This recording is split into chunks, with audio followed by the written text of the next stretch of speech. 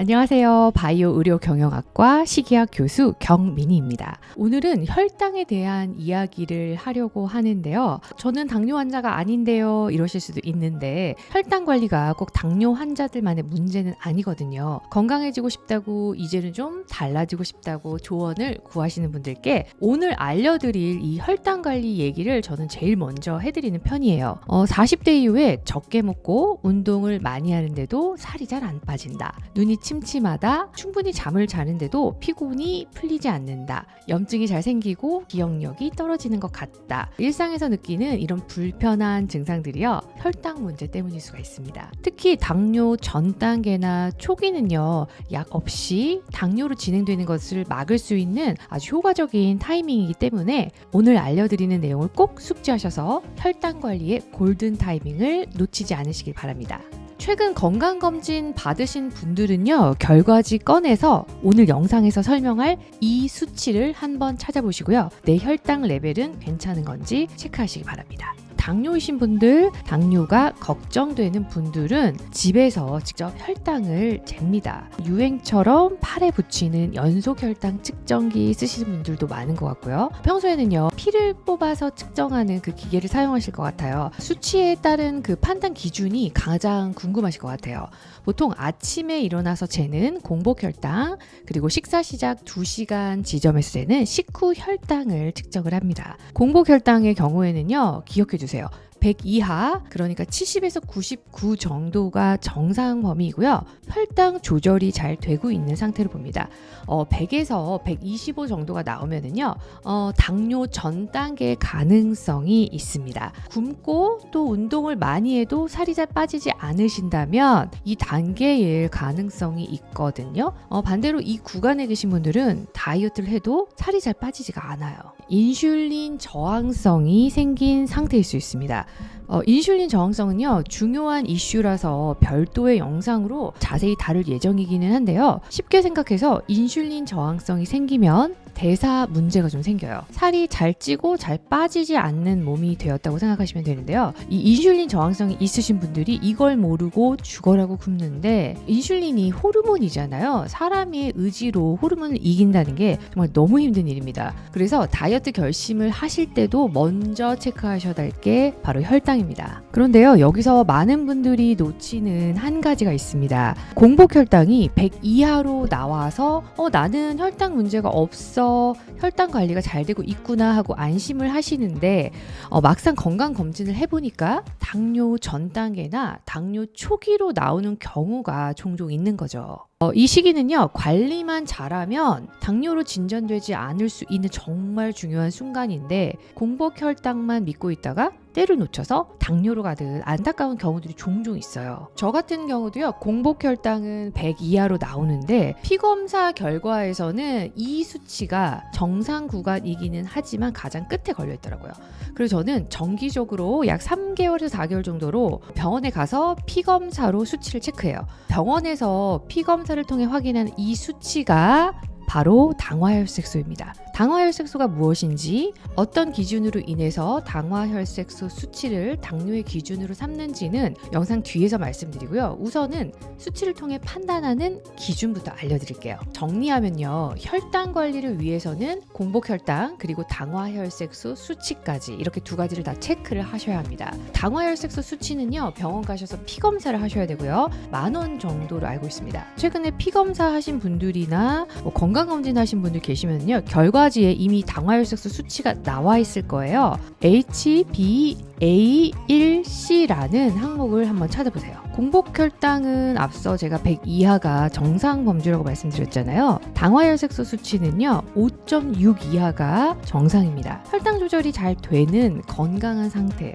5.7에서 6.4는요, 당뇨 전 단계로 보는데요. 공복 혈당이 좀 조절이 잘 안 되는 상태일 수가 있습니다. 당뇨로 진행될 위험이 좀 있고요. 이 단계는요, 특히 더 식습관과 생활습관을 좀 개선해야 하는 정말 중요한 시기거든요. 그리고요, 6.5 이상을 당뇨병으로 진단을 합니다. 물론 더 정확한 진단을 위해서는 공복혈당이랑 식후혈당도 함께 고려를 해서 판단을 하긴 합니다. 그러니까요, 공복혈당이 정상이더라도 식후혈당이 높다거나 당화혈색소 수치가 높으면요, 당뇨나 당뇨 전 단계일 수가 있습니다. 공복혈당은 정상인데 당화혈색소가 높게 나온다는 건요, 밥을 먹으면 혈당이 급격하게 오른다거나 또 올라가서 잘 떨어지지 않아서 식후혈당이 높을 수 있는 건데요. 정리를 하면요, 내가 당뇨의 위험이 있는지 혈당 관리가 필요한지 여부를 판단하실 때요, 단지 공복혈당 수치만으로 판단을 하시면 안 되고요, 당화혈색소 수치를 같이 고려하셔야 합니다. 당화혈색소 수치를 병원에 가서 피검사를 통해서 알 수 있다고 말씀을 드렸는데요. 자, 당화혈색소란 무엇일까요? 공복혈당과는 왜 차이가 나는 건지 궁금하지 않으세요? 아침에는 공복혈당을 재요. 그리고 공복혈당은 지금 상태. 그래서 전날 과식을 했거나요, 야식을 먹으면 그게 영향을 줘요. 공복혈당이 높게 나올 수가 있거든요. 그런데 당화혈색소는요, 3개월치 혈당 기록을 보여주는 약간 블랙박스 같은 거라고 보시면 돼요.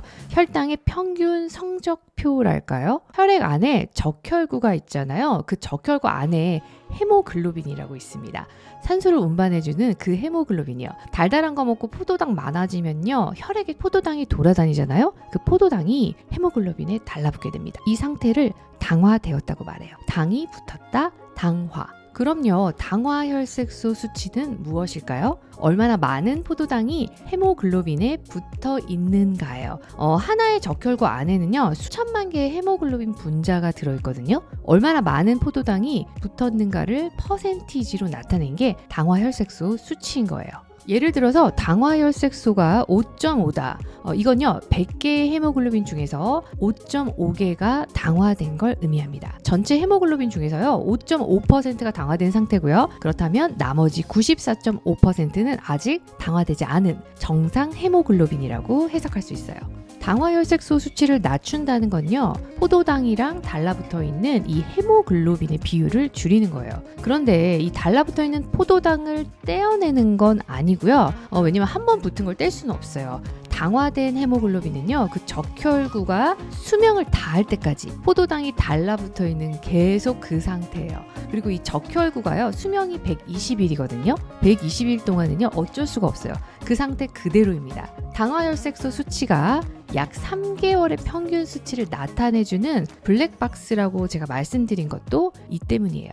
결국요, 당화된 혈색소 수치를 낮추려면 당화되지 않은 헤모글로빈을 늘려야겠죠. 만약 여러분이 식단을 바꾸시게 된다면 새로 만들어지는 적혈구 안에 있는 헤모글로빈 중에 당화되지 않은 비율이 늘어날 거예요. 식단을 바꾸기 전에 이미 당화되었던 적혈구는요, 차츰 없어지면서 당화혈색소 수치가 낮아지게 됩니다. 당화된 헤모글로빈이 어떤 문제가 있는 걸까요? 포도당은요, 원래 혈액 안을 자유롭게 돌아다니는 에너지원이거든요.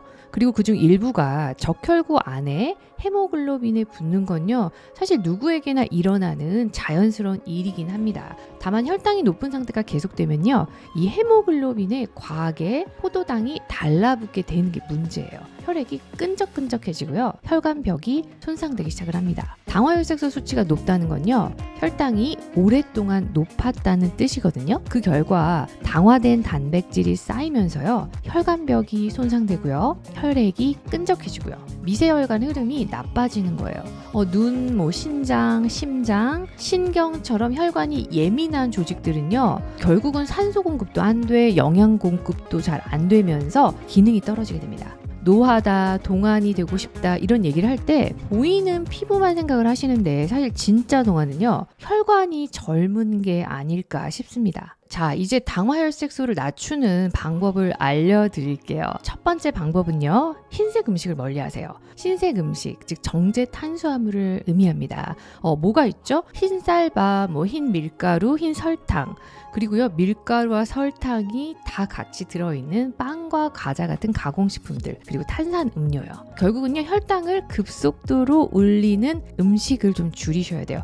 나는 밥을 많이 먹는 것도 아닌데 왜 당화혈색소 수치가 단백질가 높은 거죠, 이런 분들도 계실 텐데요. 아마도 가공식품 섭취가 좀 많으실 것 같아요. 대표적으로는요, 과자를 예로 들어볼게요. 쌀밥이랑 과자를 비교했을 때 어느 쪽이 혈당을 더 많이 빠르게 올릴까요? 과자 쪽이 당화혈색소 관점에서 보면요, 더 해롭다고 말씀드릴 수가 있거든요. 이유는요, 과자는 정제 탄수화물이면서 설탕도 들어가 있고요, 지방까지 조합된 형태거든요.